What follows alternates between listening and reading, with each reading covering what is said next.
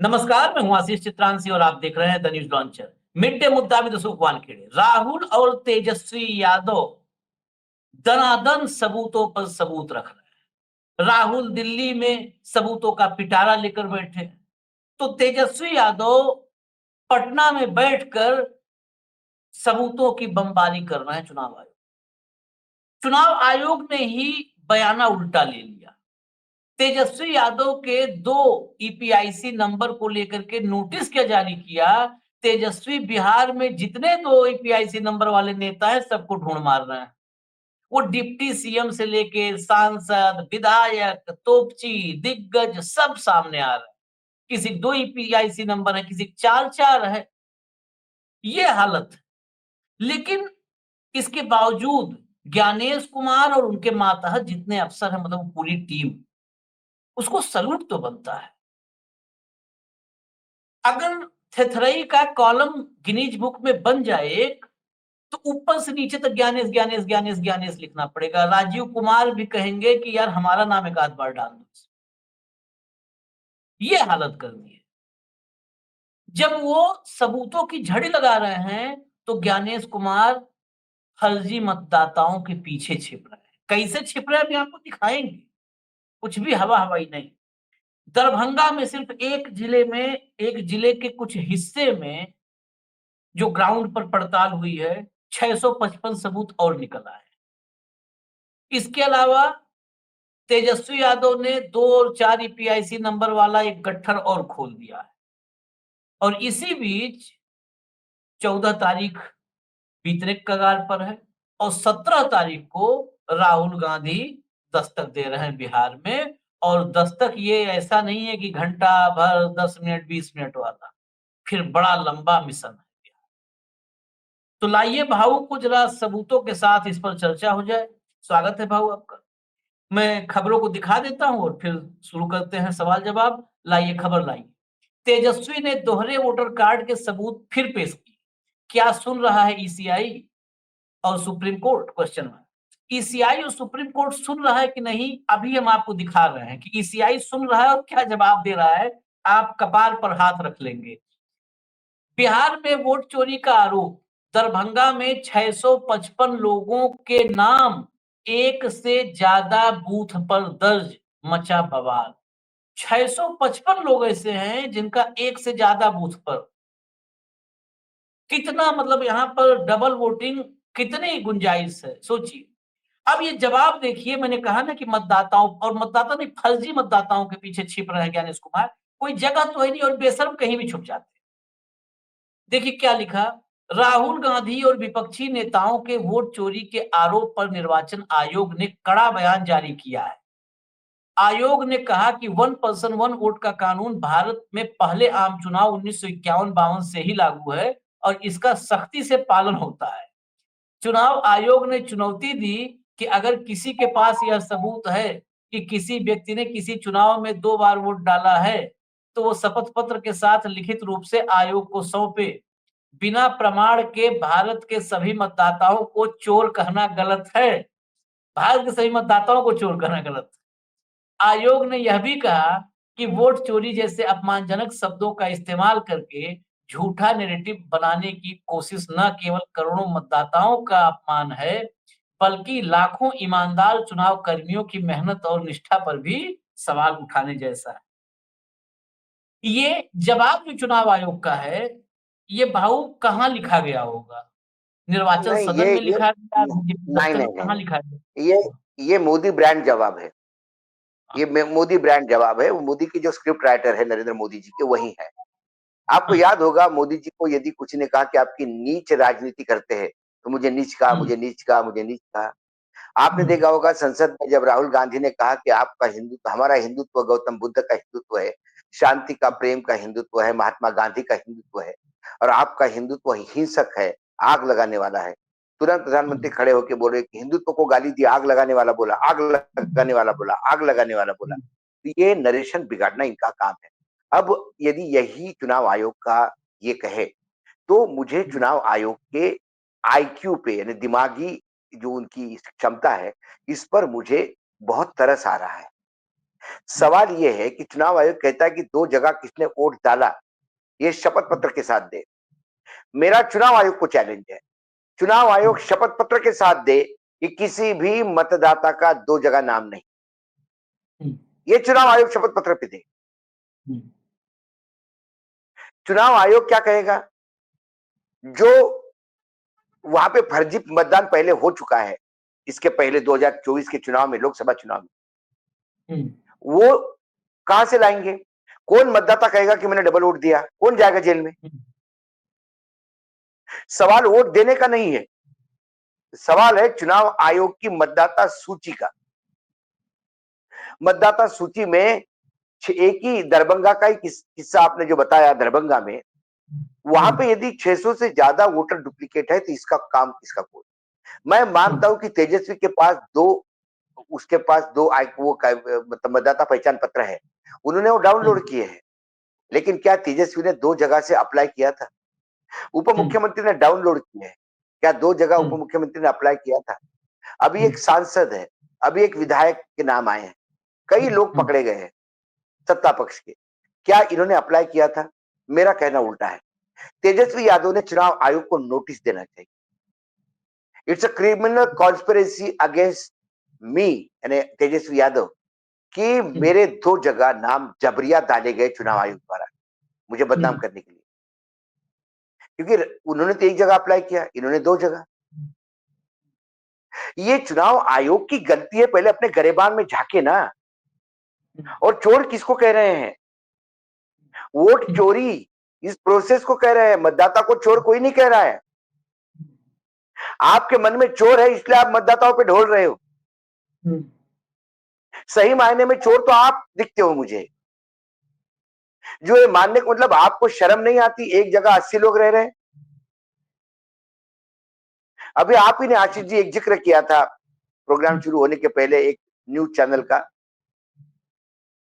कि 124 साल की जो महिला है उसके घर पत्रकार पहुंच गई, उसने कहा मेरी तो उम्र 124 साल नहीं। भाई चैनल को लगा 124 साल की उम्र की महिला है, एक खबर है चैनल, और उसके घर पे 10 मतदाता है। उसने कहा कि ना, मेरे घर में तो ये कोई नहीं 10 जो नाम ले रहे हो आप। उन्हें बीएलओ को पूछा, तो बीएलओ ने पूछा नहीं भाई मैंने तो नहीं डाले। अरे ये आपने नहीं डाले तो किसने डाले? बोले ऊपर से डाले होंगे, मेरे को नहीं मालूम। तो इसका मायना क्या है? इसका मायना क्या है? क्या बीएलओ पीएलओ की एक्सरसाइज सिर्फ दिखाने के लिए, आंख में धूल झोंकने के लिए है?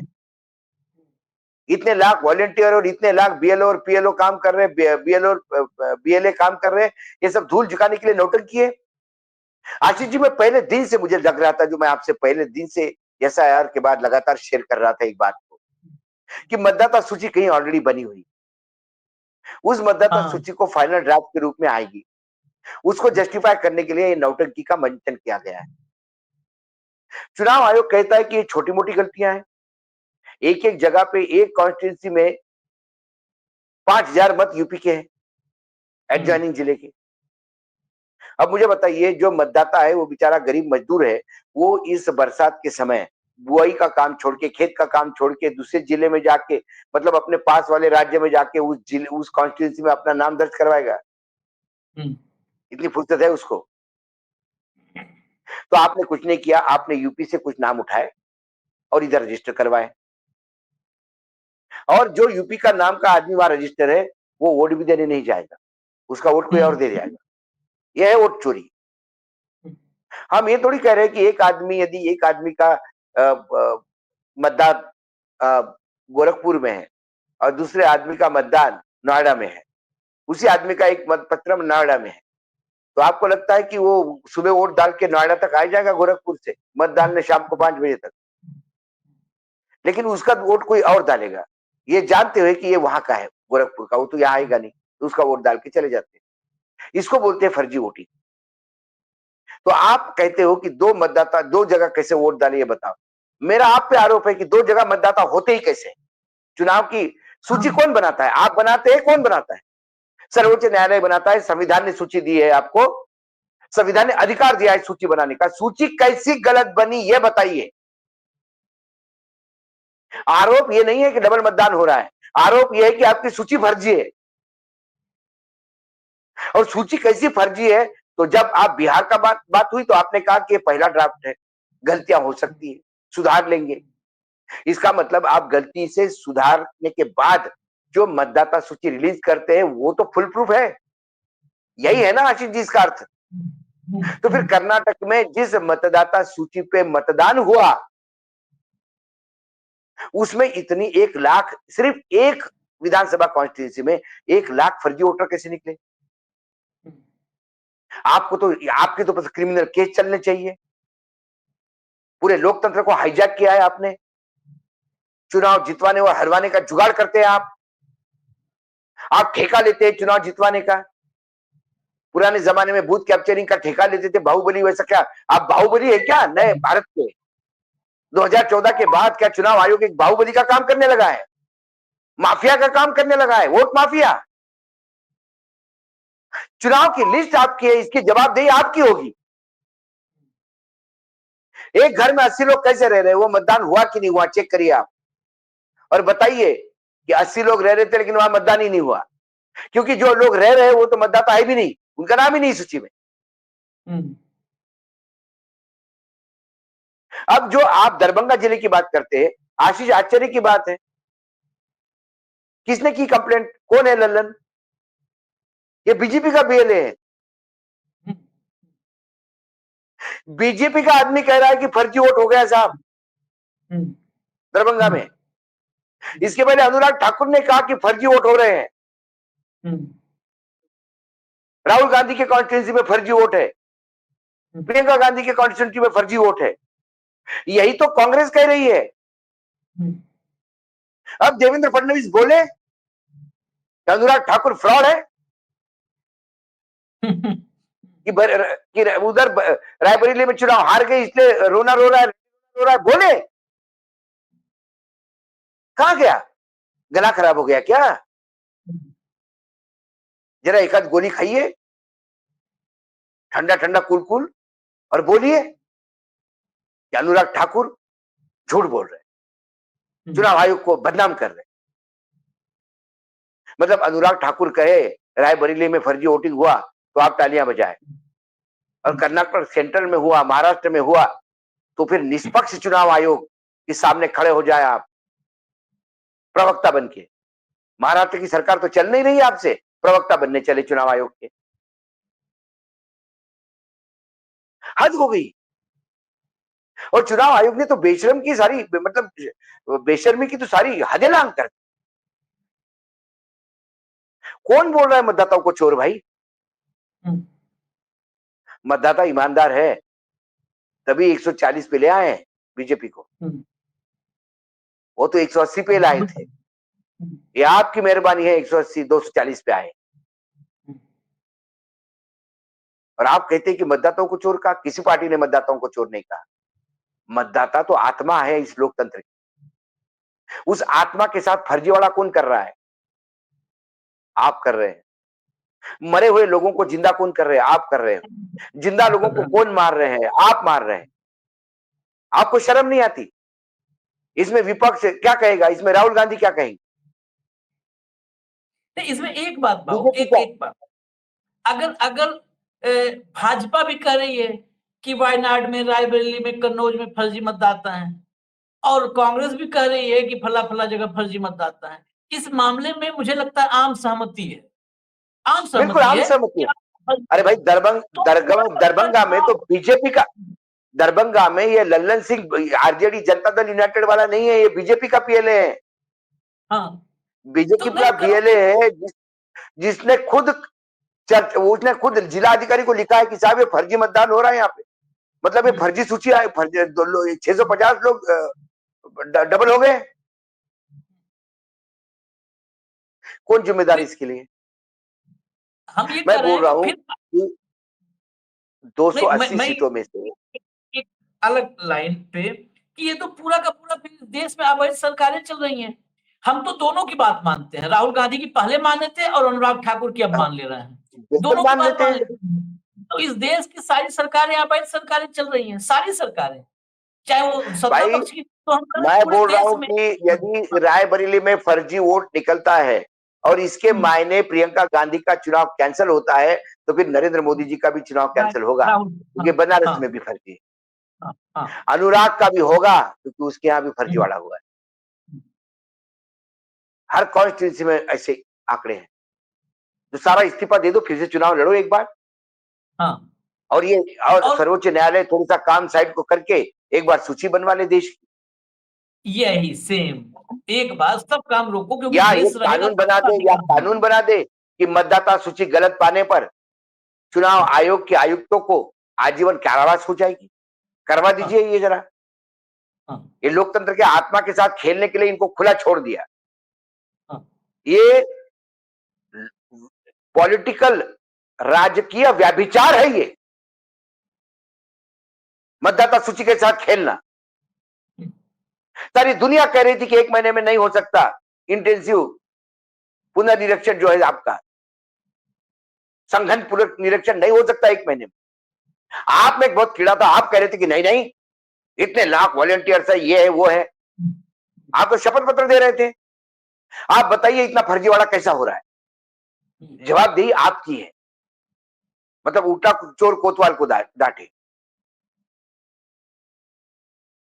आपके घर में डकैती हुई ज्ञानेश्वर जी, कल चोरी हुई, आपके घर का सोना चोरी हो गया, चोर को पकड़ लिया गया। तो कल चोर आपको ये कहे कि भाई साहब चोरी क्या हुआ? सोना हुआ। सोना को चोर कहो, हमको क्यों चोर कह रहे हो? सोना को चोर कहो, सोना चोर है, हम नहीं है। कैसा लगेगा आपको? है? या मतदाता चोर कोई नहीं कह रहा है।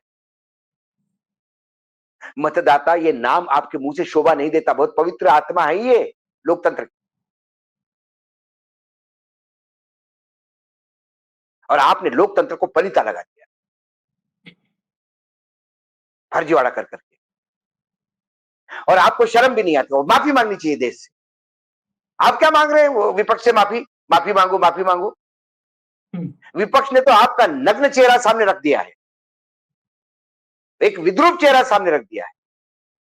बताइए राहुल गांधी झूठ है, जाइए उस मकान पे, गिनवाइए 80 वोट।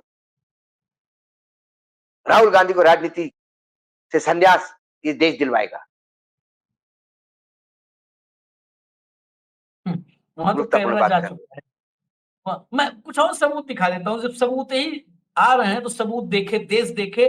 ज्ञानेश कुमार को तो सब दिख रहा है, लेकिन जो देख करके आंखें बंद करने का नाटक करे उसके लिए कुछ नहीं कर सकते। जब दिखाइए, लाइए एक एक करके। अब सबूत ही सुबह शाम तक चल रहा है और हमारा काम है कि दिखाएं भक्तों के लिए, खासकर कि भाई वो भी देखें, उनको हालांकि ये देखने में भी खुशी होती है। नीतीश कुमार के खास एमएलसी श्री दिनेश सिंह का वोट घोटाला उजागर, ये पहला यही शुरू हो रहा है। दिनेश सिंह लंबे समय से जेडीयू के विधान पार्षद हैं। इनके पास एक एक दो अलग अलग ईपीआईसी नंबर, आरईएम नंबर देखिए और ईपीआईसी आईडी, ये दोनों उन्हीं का है। इनके दो अलग अलग जिलों के दो अलग अलग लोकसभा निर्वाचन क्षेत्रों में दो अलग अलग वोट हैं। सोचिए इनके कितने वोट हैं। इनके दो अलग अलग विधानसभा निर्वाचन क्षेत्रों में दो अलग अलग वोट है। एसआईआर में इन्होंने दो अलग अलग गणना फॉर्म भरे। अब ये तो अपराध की श्रेणी में आ गया। अगर दो बिल्कुल फॉर्म भी भर दिए तब इससे बड़ा अपराध क्या है? पहले पार्षद साहब को, एमएलसी साहब को, जो है नीतीश कुमार को ही चाहिए कि पहले इनको कहे कि चलो इनको उठा के ले जाओ, पहले भैया डालो सड़क के पीछे। दो फॉर्म भरना ये बड़ा अपराध है। मतदाता सूची पुनरीक्षण में इन्होंने दो अलग अलग फॉर्म पर दो अलग अलग साइन किए होंगे। इन दो अलग अलग फॉर्म पर चुनाव आयोग के अधिकारी ने साइन किए कि एमएलसी साहब ने खुद हस्ताक्षर किए, ये बताना चाहिए। चुनाव आयोग द्वारा प्रकाशित नई ड्राफ्ट सूची में दो अलग अलग ईपीआईसी कार्ड के साथ दो अलग अलग लोकसभा निर्वाचन क्षेत्र और दो अलग अलग विधानसभा निर्वाचन क्षेत्र में इनके दो अलग अलग वोट कैसे बन गए? यहाँ पे दो अलग अलग, इतना भयंकर रिपीट हो गया है। क्या मुख्यमंत्री के खास होने के कारण लोग चुनाव आयोग ने इनके दो वोट बनने दिए? ये वैशाली सांसद वीणा देवी के पति हैं। ये दिनेश सिंह बहुत ताकतवर आदमी है, वीणा देवी के पति हैं। इनकी सांसद पत्नी के भी दो वोट और दो ईपीआईसी आईडी हैं। मतलब ये पति पत्नी के 36 नहीं 46 गुण मिलते हैं। 36 गुण पे तो मैक्सिमम होता है शादी ब्याह में, 46 गुण इन दोनों के मिले हैं। क्या यह ईसी द्वारा एनडीए को जिताने के लिए की गई चुनावी धांधली नहीं है? क्या चुनाव आयोग एसआईआर में की जा रही अपनी गड़बड़ियों और गलतियों को स्वीकार करेगा? क्या चुनाव आयोग श्री दिनेश सिंह को 2 जगह से 2 अलग-अलग नोटिस देगा? अब जरा दिखा भी दीजिए, ये तो ट्वीट है। जब लाइए स्क्रीन पर लाइए, बहुत दिखा देते हैं ये।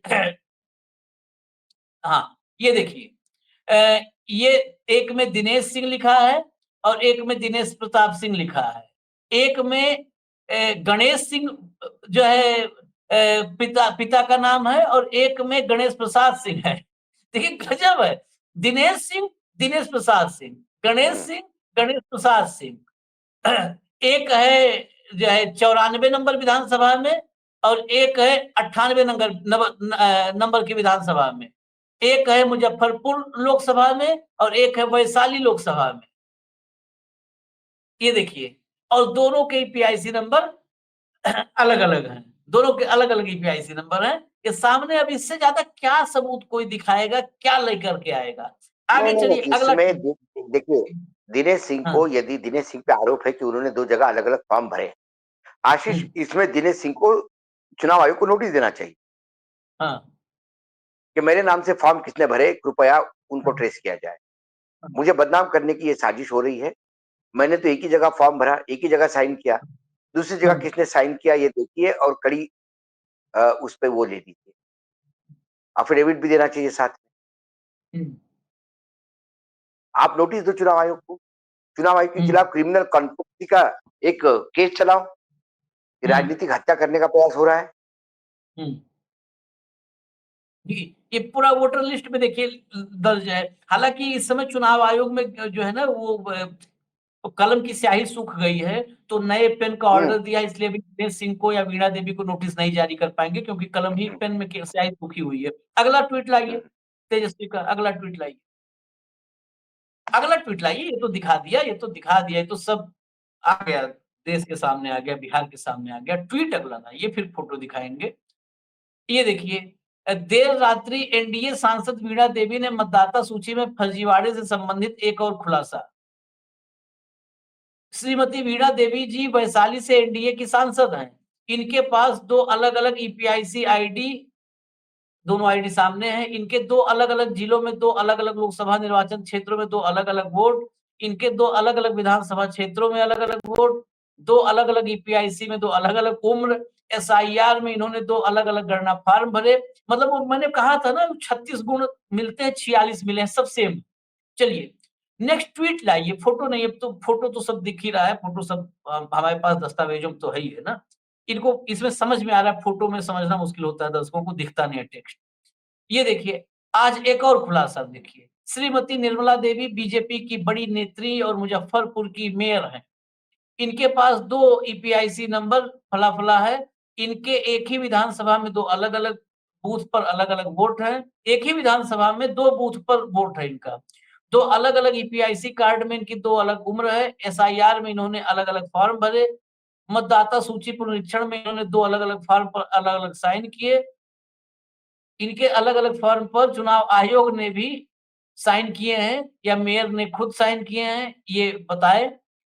मतलब अब तो वो पति-पत्नी थे, मुझे लगता है भाजपा में सदस्यता के लिए भी गुण मिलाने पड़ते हैं, सब में मैच हो रहा है। नेक्स्ट ट्वीट लाइए, नेक्स्ट ट्वीट लाइए।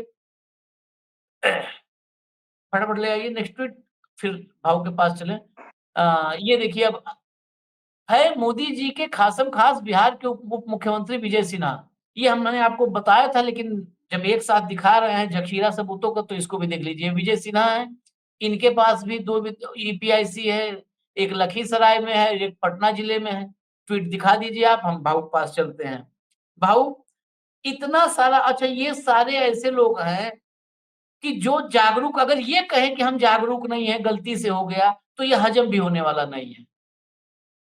ये इससे ज़्यादा क्या सबूत लेंगे?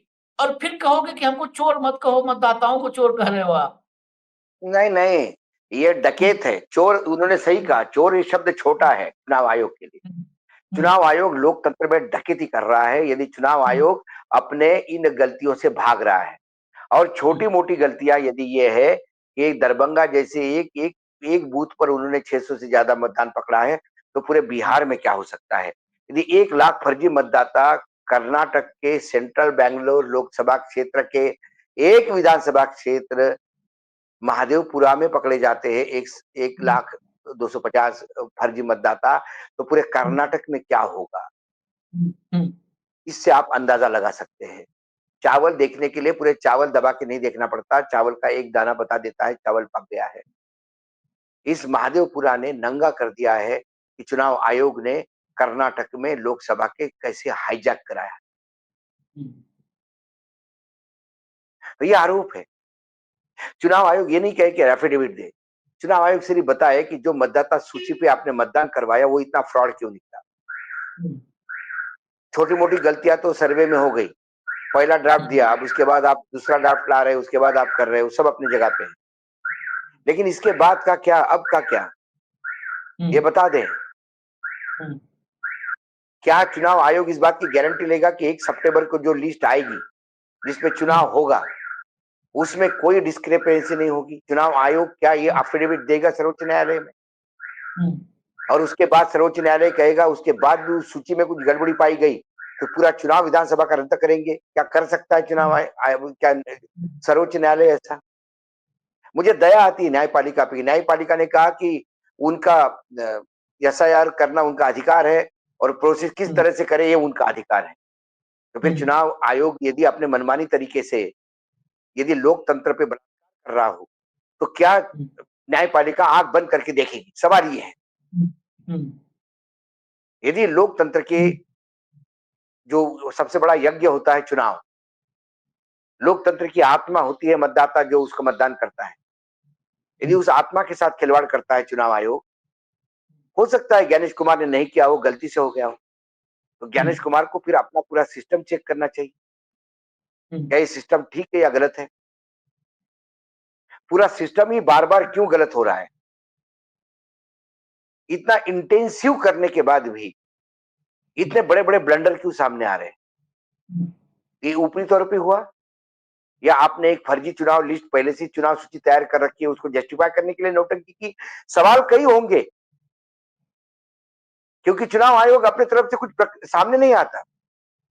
चुनाव आयोग ये मानता है कि दो दो जगह है, वो बोलता है कि भाई 2 जगह वोटिंग हुआ क्या? मेरा कहने का मतलब वोटिंग का छोड़ो, 2 जगह नाम आए कैसे? चलो, या चुनाव आयोग जस्टिफाई करे कि नहीं 2 जगह नाम चल जाएंगे, कोई प्रॉब्लम नहीं, मामला ही खत्म।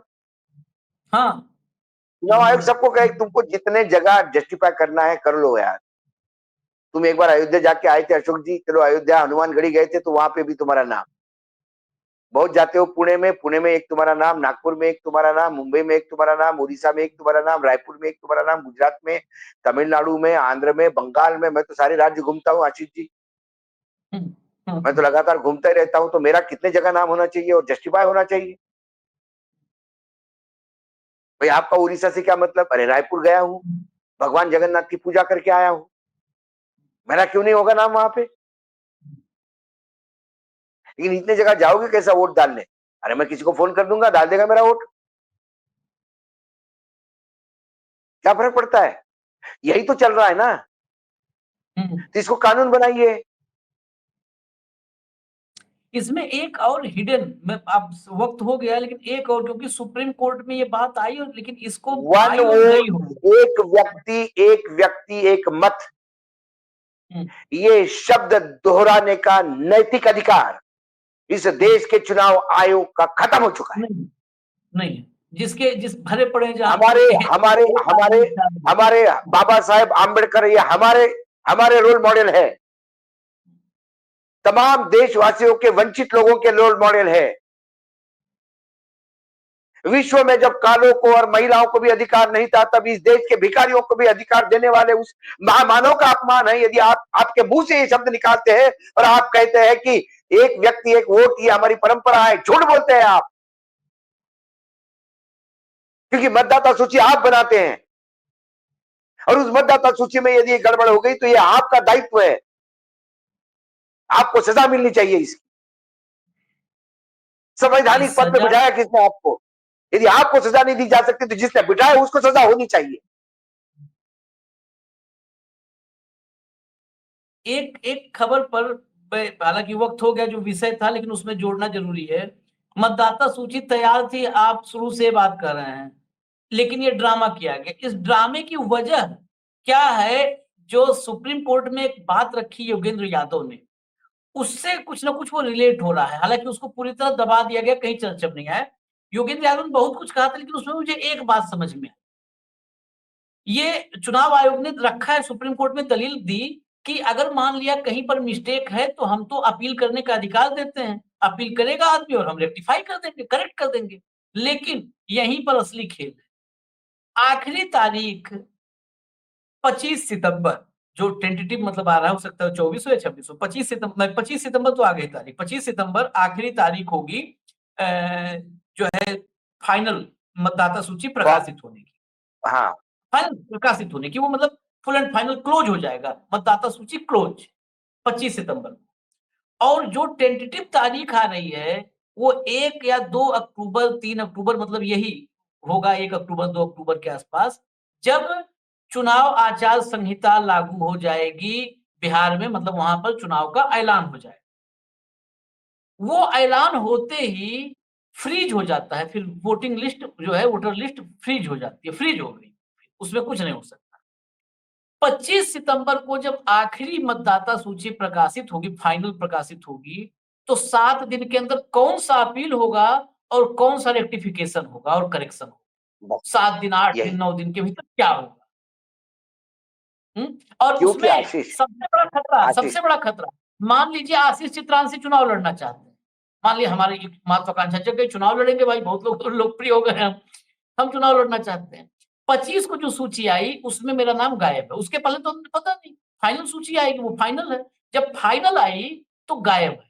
किसी ने भाई रिकमेंड कर दिया होगा, बीएलओ के रिकमेंडेशन से तो मतदाता सूची बनाई जा रही है, तो गायब हो गया। अब 25 को नहीं नहीं, गायब हो गया और हम बीएलओ के नामांकन भी, फॉर्म भरने बीएलओ, की तैयारी में। आशीष जी, आशीष जी, बीएलओ ने भी हम्म। कैमरे के सामने कहा कि हमने नहीं किया भैया, ऊपर से हुआ है। नहीं, वो हाँ उसमें जो लिख के आ रहा है इन लोगों में कि रिकमेंडेशन हाँ रिकमेंडेशन, तो हाँ। नाम गायब हो गया। हमारा 25 तारीख को नाम गायब हो गया, फिर हम क्या चुनाव लड़ पाएंगे? फिर तो हमारे पास कोई ऑप्शन नहीं है, हम कोई अपील कर ले वो फ्रीज, फ्रीज।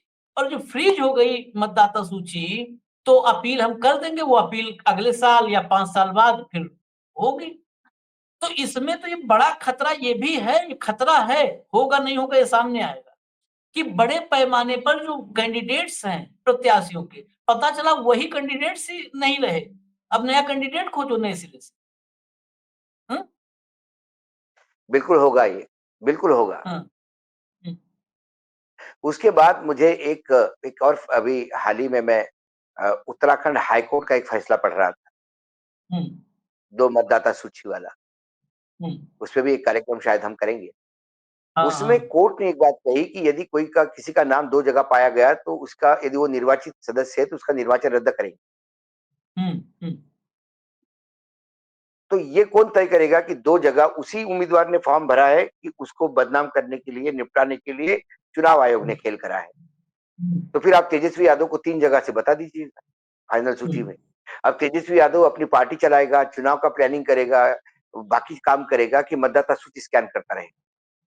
और जैसे ही चुनाव जीत हम्म। जाएंगे, उसके बाद कोई कोर्ट में चला जाएगा कि भाई तेजस्वी यादव जहां से चुनाव लड़े थे, लेकिन पता पड़ा नोएडा में भी उनका एक वोट था, ये हमारे पास उनका कार्ड है, सूची में नाम था, अब उसका नाम रद्द किया जाए।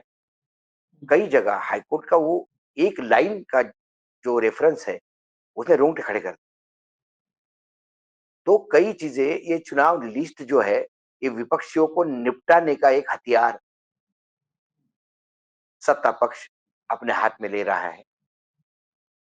और ये हथियार का मैन्युफैक्चरर जो है, वो चुनाव आयोग है। फिर चुनाव आयोग को कह दे कि कोई राजनीतिक दल, कोई विश्लेषक मतदाताओं को चोर नहीं कहते। आपके मन में चोर है, जो आप डर के मारे मतदाताओं को सामने कर रहे हैं। हाँ, उनके मतदाता पीछे छिप रहे हैं। लोकतंत्र की आत्मा है। हम्म।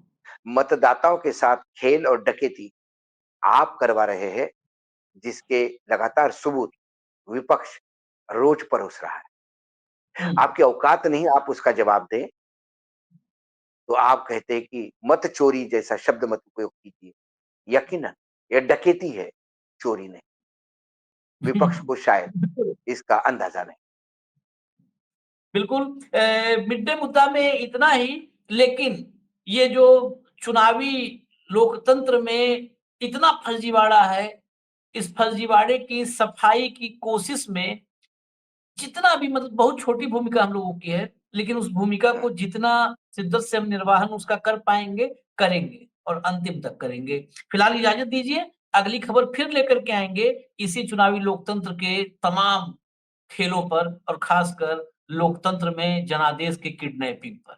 इजाज़त दीजिए। धन्यवाद भाऊ, बहुत-बहुत धन्यवाद। नमस्कार।